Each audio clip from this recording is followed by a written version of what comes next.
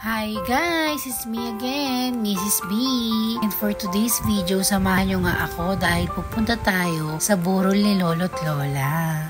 Andito na tayo sa Samson kung saan namin inayos yung mga bulaklak kaninang umaga. Sa mga hindi nga nakakakilala, ayan ang aking daddy. Talaga namang napakagwapo. At ayan naman ang koronang bigay ni daddy. Diyos ko po, pinakyaw ang mga white roses. Finally, matapos ang mahabang panahon ay naiburol na rin si Lolo't Lola at sa wakas maililibing na rin sila bukas. Sayang nga lang, hindi na ito inabot ni Mudra. At ayan naman ako, busy magsalansa ng mga sesto. Oh, ito buhay pa tayo.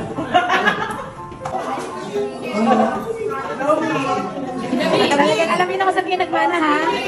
Oh, ayan na. Pwede na si Bibi.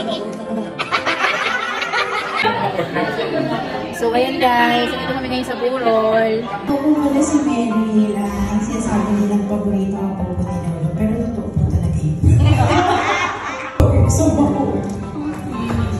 Talagang hindi ko na napigilang umiyak at bumuhos na ang mga luha ko ng mga oras na ito. Ang masasabi ko lang, Lolo, Lola, maraming salamat po at talagang mahal na mahal ko kayo. Hanggang dito na lang, nagmamahal ang paborito niyong apo, si Meryl.